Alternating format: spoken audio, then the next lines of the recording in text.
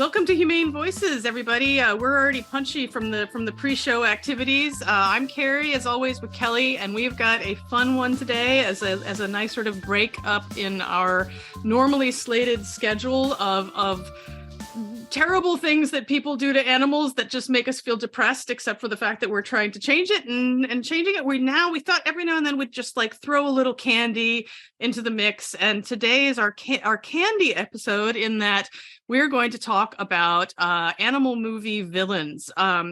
This has come about because we recently saw that the summer classic Jaws was re-released in theaters 47 years after its original release.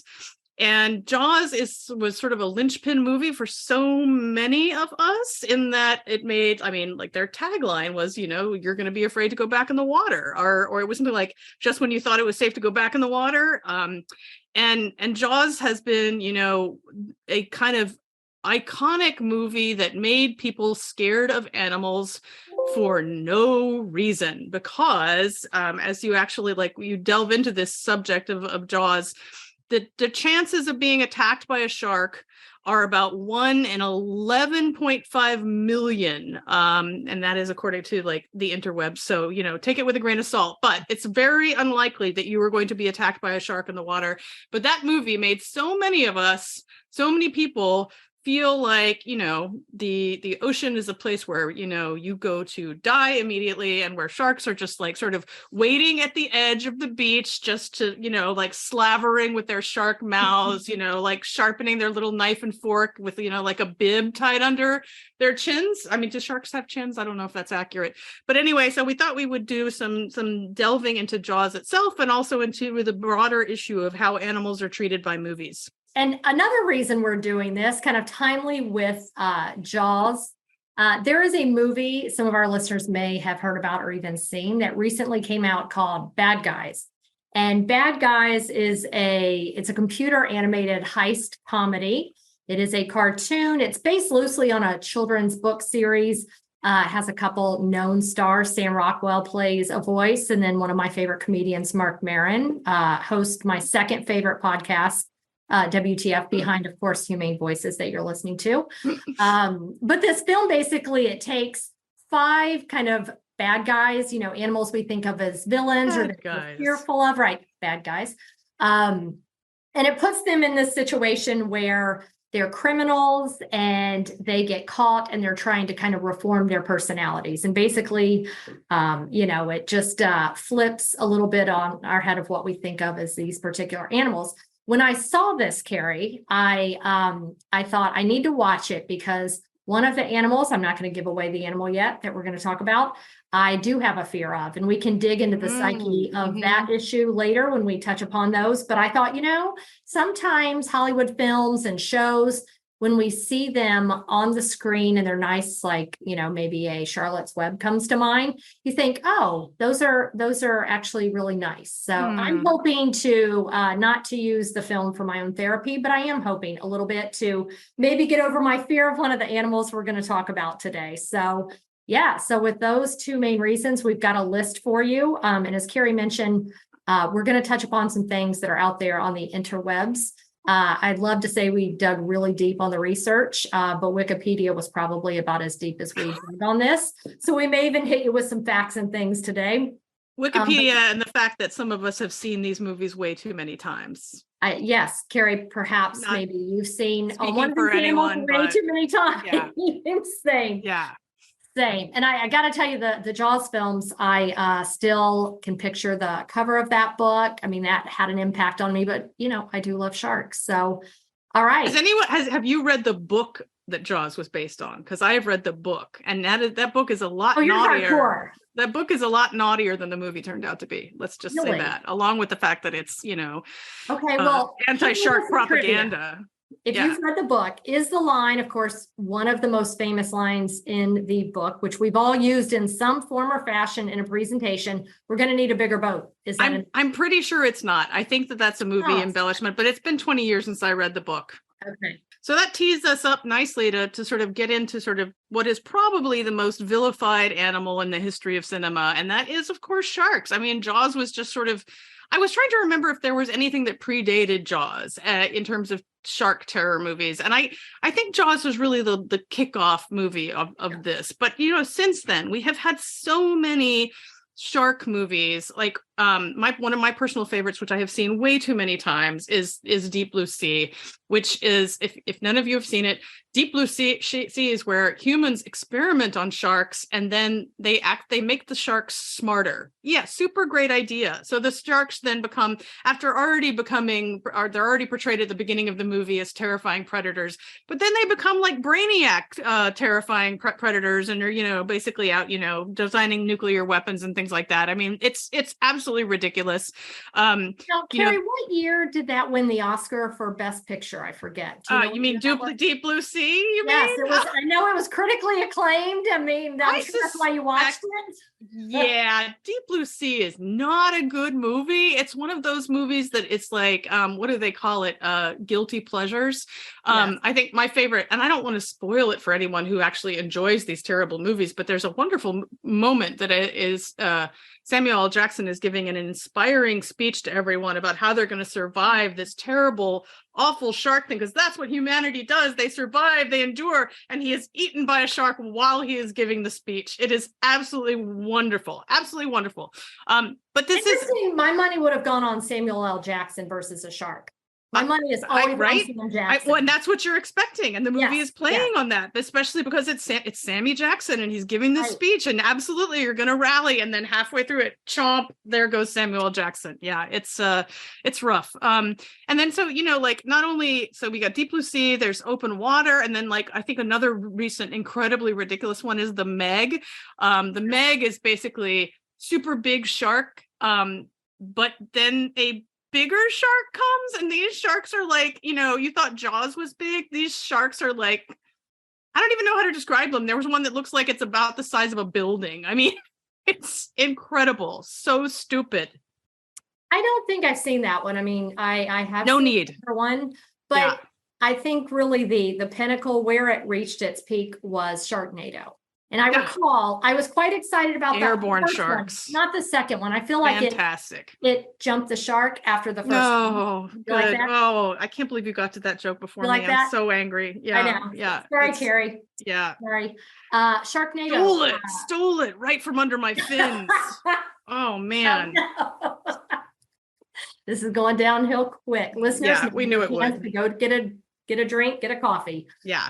Sharknado, that was excellent with starring Ian Ziering from 90210. Also incredible acting. I mean, it was just really, really good acting. I was so excited that night. I had popcorn. We did a big premiere. It was, but all of these films, I mean, essentially the narrative has been created that these are horrible monsters. And as you said, they're fork and knife. They're ready at the edge of the ocean to get us. But that's not, in fact, true at all. Right. Yeah. And the author, the guy who originally wrote Jaws, Peter Benchley, years, I don't know how long afterwards or how quickly he kind of expressed these regrets, but he has sort of taken some accountability for what he kind of put into the world with Jaws and people's fear around sharks and their vilification of sharks, because, unlike some of these other movies like, Deep Blue Sea and The Meg, which are, I mean, they're action movies, but they are essentially comedies because they are so absurd that you can't really take them seriously. Jaws will scare the pants off you. Honestly, it is a terrifying movie. And it's just like,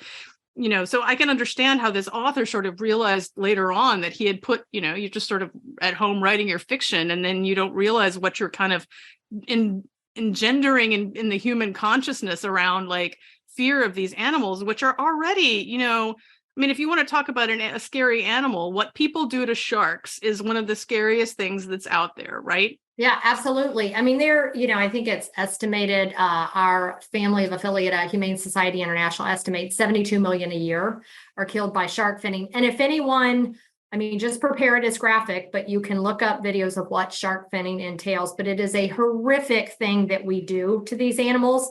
And I know there were some stats, and I think it was 2018 worldwide, 100 million sharks were killed by humans. I mean, 100 million. And on the average in a year, I think it's that same year that they did that, 2018, it was 5 humans were killed by sharks. So as much as, there may be an attack, we'll hear about it in the news and everybody starts thinking, oh, there's an uptick in shark attacks. We are far worse to them than they are to us. Yeah. And By the millions and millions and millions. Yeah. Millions. I mean, I don't know if anybody else like saw this movie, but one thing that came out in the past couple of years, the director Eli Roth, who is really known for making some incredibly graphic horror movies. I mean, this is the guy who did Hostel and things like that. He actually is a huge animal welfare person. He's really engaged in animal issues, and he made a movie called Finn, in which he kind of sort of unpacked this shark mythology and kind of took it back to his own childhood and how much he loved Jaws, but went around and sort of like exploded the sort of shark mythology and explored, like what's actually done to sharks during shark finning. It's a very interesting documentary, and if you like movies and if you like sharks, very well worth seeing. And it's particularly interesting to see, Eli Roth, who clearly has a strong stomach given the substance of his movies, absolutely horrified by what he experiences and sees on this documentary about shark finning and shark protection. Yeah, they're amazing. And for the folks that do worry, and I know this is a real fear going out to the ocean, as we said, there's about 5 to 10 deaths per year, give or take, of worldwide of sharks.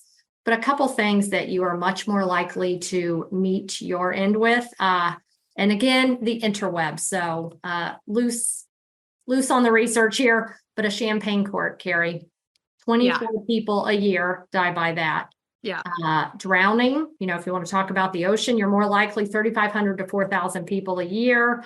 A ladder, 300 deaths a year. I mean, I don't know what's happening on these ladders, but people are falling off them or they're falling on, like ladders are falling onto people. Yeah. I mean, I don't understand personally. Like I know some of this internet research is very sketchy, but the CDC, I think, actually does keep an ongoing sort of death tally, like random ways that people die. And one of the ones that I was shocked by was a lot of people apparently die from encounters with powered lawnmowers, which made me think that the powered lawnmower is a movie genre that really needs to be explored in more depth, because Rob Zombie has a whole thing he could do with that. Exactly, I'm sure. right? Yeah. Like, leave the sharks alone. They're played out. We've done enough bad things Lawnmowers, to sharks in the champagne movies. corks, Exactly. cars. I mean, falling fridges. Yeah. Yes, those are the things that are really killing people. Yeah. Yep. So what's number 2 on our list? What's another animal we've got to talk about? It looks like wolves.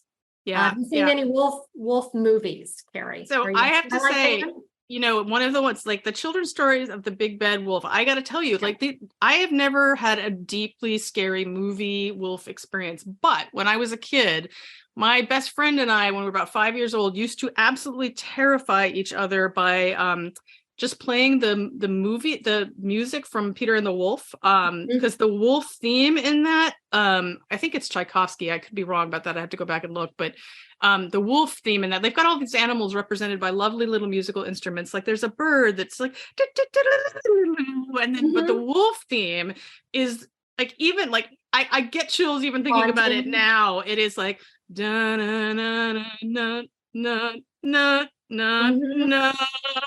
And we would just freak ourselves out thinking that the wolf was, like in the closet or whatever. We would just manage to work ourselves into this tizzy of fear over how frightening this wolf was.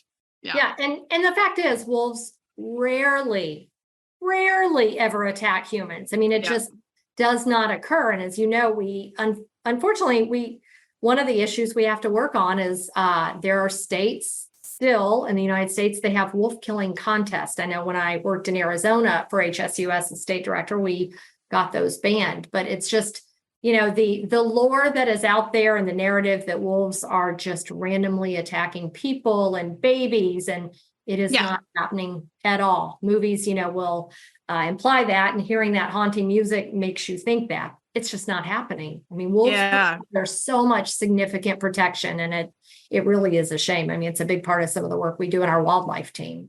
Totally. There are a number of states right now that have just basically sort of declared war on wolves, and it's largely kind of driven by, ranching interests, and the sort of dangers of wolves are tend to be just hugely overstated at times. I mean, they're this keystone species. I mean, many of the other species in ecosystems really depend on their presence for the predation that they do. It keeps sort of other species that are also considered, quote, pests under control because of the wolf sort of eating habits. I mean, it's kind of, we've actually talked to, if you're interested in the wolf subject, we did a podcast with a wolf expert, John Vucetich, I think his last name is pronounced. Apologies, John, if I'm getting that wrong.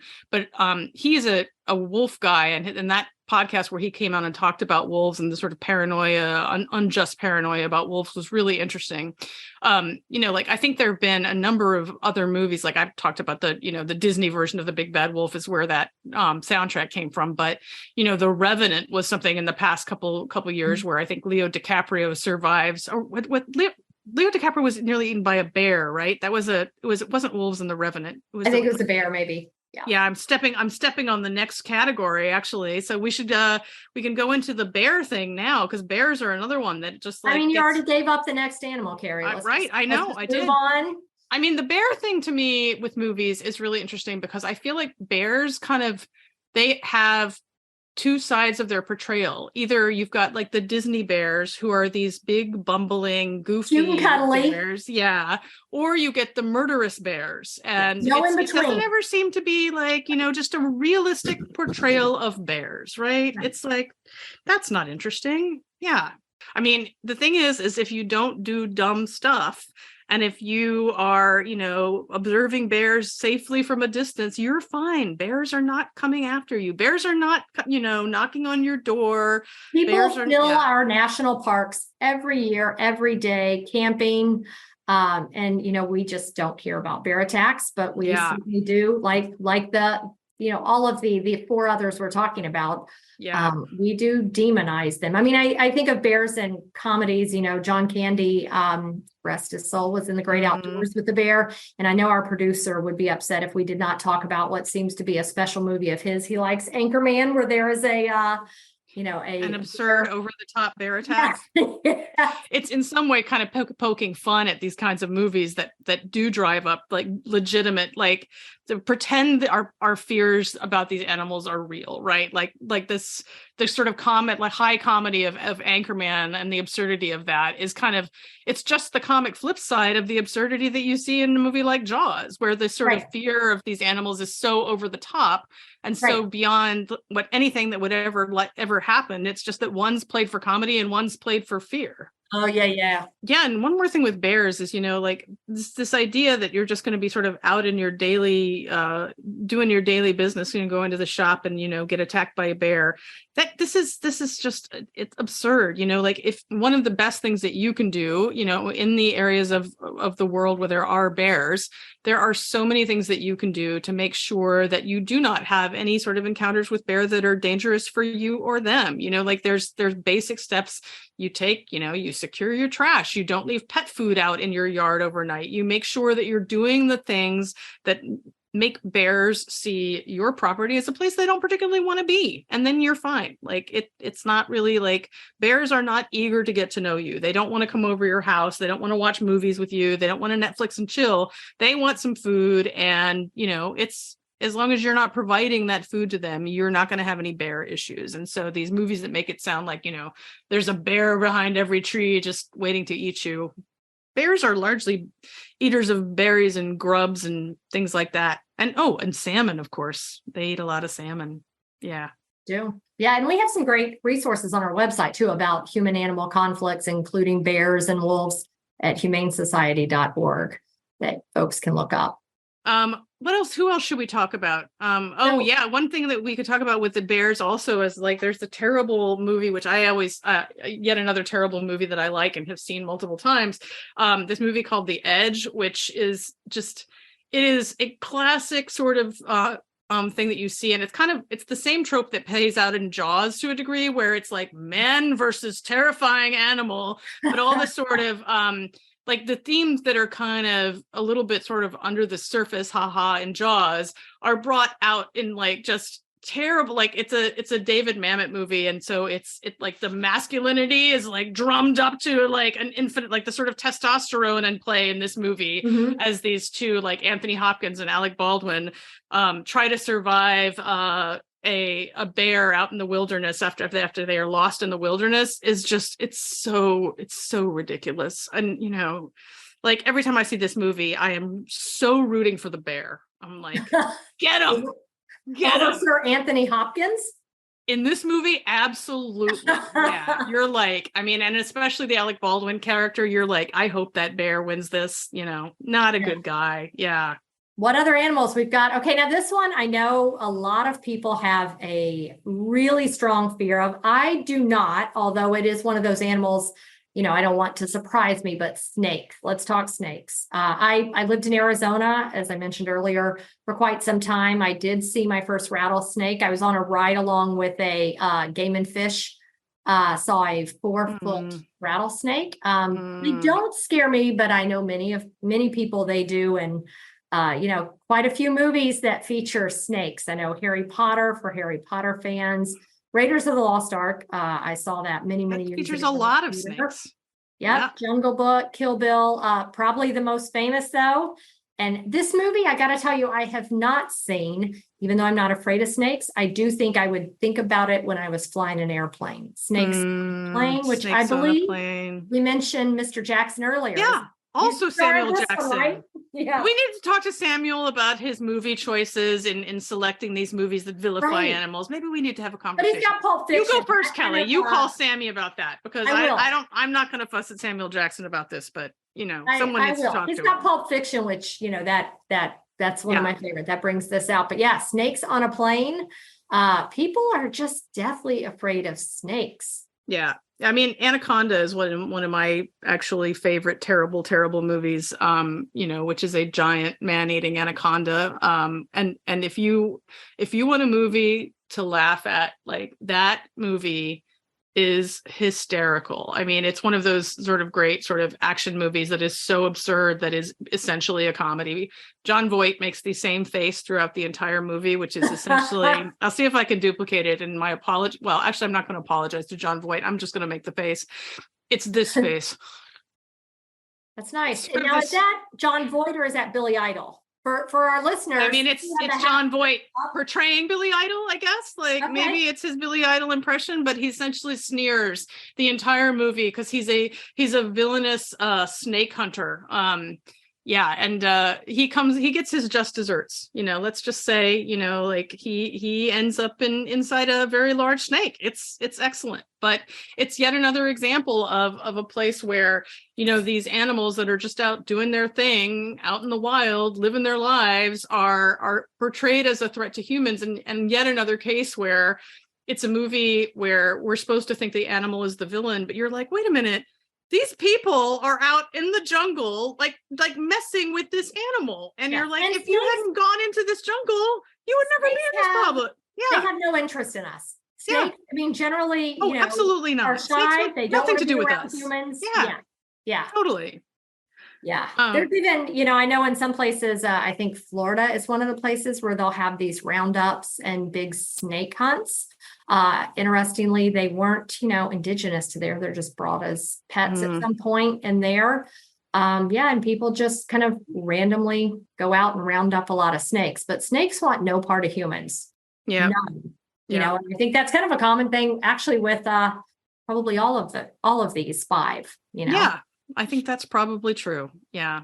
Yeah. I personally, I am one of the people who is afraid of snakes, but my fear of snakes, I hope, does not lead me to do dumb stuff to them. I recognize that my fear is mine and I don't have to act on that fear. I can just avoid places where dangerous snakes might be. I mean, like if you're like, for the most part, like there's so many non-venomous snakes that again serve, great ecological purposes. They're sort of pest control animals. I mean, there's nothing to be scared of with most snakes. And the ones where there is venom in play, if you are careful, you're not going to be encountering. I mean, how many king cobras are you encountering in your daily life? I mean, I think in Ohio, jam-packed. I can't leave my house without a king cobra just slithering right on by. Yeah. And even in the parts of the world where you do encounter king cobras, I mean, I lived in Australia for a while. That king cobras are not a thing in Australia. Cobras are a thing in India, but there are lots of venomous snakes in Australia.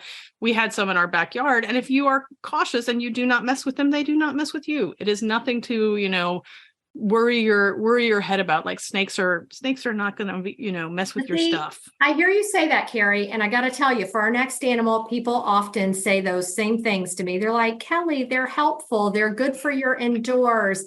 Don't, harm them, which I don't, by the way.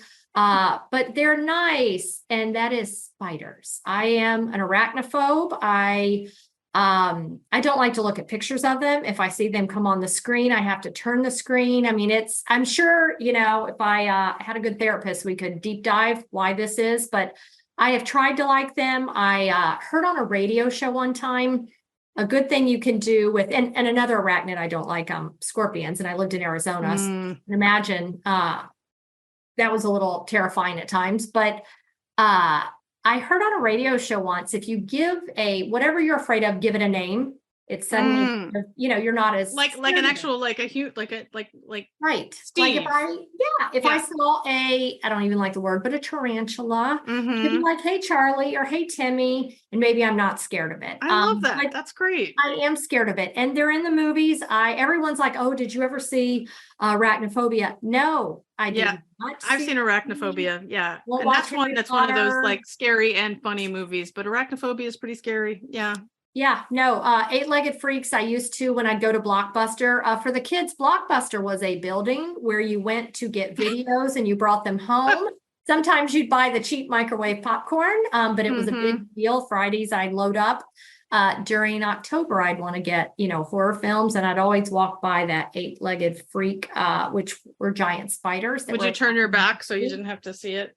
I just walked very quickly to probably get the popcorn, but so I can still picture that jacket cover. Yeah. So I don't watch movies or specials about spiders. Yeah. Well, but so that's the exception. I am sure you also, being an animal person, recognize that your fear is somewhat irrational and behave accordingly. Actually, I was actually just thinking last night about how glad I am to work where we do, because we were leaving the office and one of my colleagues was walking out of the office with a little Tupperware container, and I was like, oh, is she bringing home her Tupperware after lunch? And no, that's not what she was doing. She was freeing a spider that had landed on her in the office, and she had it in a little Tupperware container and was taking it out to a tree to continue living its spider life, because she had the presence of mind to recognize that, as alarming it is as it is when a spider jumps on you, you do not have to smush it. She had actually, just picked it up and was carrying it outside gently. So which is what I do. I will take Timmy the spider. Tarantula is different. I think I'd just run. I would just run. But and fun side note, this isn't a movie, but for those, again, kids, Brady Bunch was a show many, many years ago. There's an episode that still haunts me. The family is in Hawaii, and this tarantula, they're kind of cursed, keeps showing up, and it's on Peter, is the middle child. And Mr. Brady comes and gets it, puts it in a little bag, walks it out. And Mrs. Brady thinks it's some bracelet or jewelry that she wanted. And he opens the bag and there's a tarantula in there. It's still, I love the Brady Bunch, but that does haunt me. But but spiders are actually, and I know this, so I tell myself it has a family. Its name is Timmy, but they do a lot of good. Like some of the other insects I don't particularly like, they will take care of in your house. So, spiders are, they're needed, like all of these in our ecosystem, but I do know they are good. And I as long as they just stay away from me, I really like them to stay out. But if they come in my house, I will gingerly, I don't know that I put them in the microwave dish, because then that's, but I will paper towel it and get them. Yeah. And like having spiders, I actually probably have some spiders in my office right now. And like, one of the things that I love them for is that they are keeping me safe from mosquitoes, which quite frankly should be on the list of terrifying animals in movies, but they're not. For some reason, mosquitoes are not largely a big movie villain. I don't know why that is. Again, they could be though. But spiders are good for us. And I will say, again, living in Arizona, we have large ones, much like you mentioned, Australia has really large ones.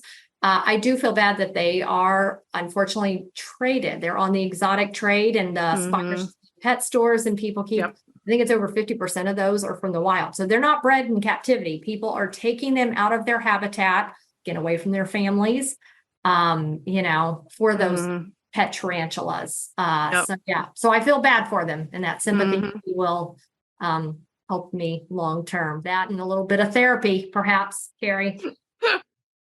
Well, at least the thing with spiders, though, Kelly, is at least you have the sort of justification in that spiders are around us all the time, right? Like it's not something that, like it's not like you're going to go your whole life without encountering a spider. Right. You will encounter them pretty regularly, and you should sort of learn to deal like practically and kindly with them when you have them. This last animal that it is, very frequently movie propaganda against it are, of course, piranhas. And I don't know about the rest of you, but I feel like I was trained to fear piranhas from a very young age. And it may have been like readings like kids' adventure stories, but it also, like just these like movies where you are sort of like someone falls into the water and the next thing like a clean skeleton comes out, and you're just like, this is the most terrifying thing that could ever possibly exist. Or the person comes out. There was a pretty well-known movie with Richard Pryor called The Toy. And he goes into some water and it's apparently filled with piranha. And he comes out and his shirt has all these holes in it, which of course was funny. But again, it for me cautioned me, like, don't go into that local lake in your city because it is swarming with piranha, which fun fact, kids, there are not piranha in the US. So you're not going to, die by piranha in a lake or in any freshwater area. Yes. And even in the places where there may be piranha, if you are educated and do not sort of mess with their territory, you will be fine. Yes. I think for the most part, piranha eat small things. They're not likely to strip a human that quickly. It's not a sort of realistic fear to have, but the movies just sort of made everyone think that anytime you fell into any sort of body of water, piranhas were going to just like strip you from stem to stern. Yeah. If the shark didn't get you, the piranha would get you. Yes. Yeah, exactly. Yeah. All right. So, Carrie, these were just a few of the animals that we covered. And, listeners, there are obviously many more animals that Hollywood has, portrayed. But I think some of the key things to remember is that really we encourage you to, outside of Hollywood, do some education on each of these 6 animals, learn about them. While I may not, rush off of this podcast and go look at pictures of spiders and read about them, I am more interested in learning about bears or wolves or even piranha, even though I know we're not going to run into those in the States. But yeah, so this is not an exhaustive list at all, but I'm glad that we talked about, I think these are 6 of the ones certainly that are some of the most popular. Yeah. Yeah. And, we've had some fun on this podcast, and I just want to be clear, like it's totally fine. No one's trying to shame people out of enjoying terrible movies. And as long as you sort of keep a perspective and realize, you're watching a movie, the idea that we need to be afraid of these animals, it's when we can, behave in an educated way, behave in a compassionate way, behave in a humane way, and avoid the circumstances in which we might encounter them in a dangerous situation. You're gonna have a much happier life and more free time to watch terrible movies if you just sort of take them with the grain of salt that they deserve. So with that, we might come back and do some more on villainized animals later on, or maybe we'll do something on animals that are portrayed really wonderfully in movies, where we could clearly start with the dog, obviously, like all the hero dogs in movies, which is a much more accurate portrayal, obviously. But in the meantime, thanks as always for listening to Humane Voices, and as always, tune into our work. Go to humanesociety.org, learn more about what we do, learn more about all the animals that we protect, which include many of the species we've talked about today. And we appreciate your listening, and we'll see you next time on Humane Voices.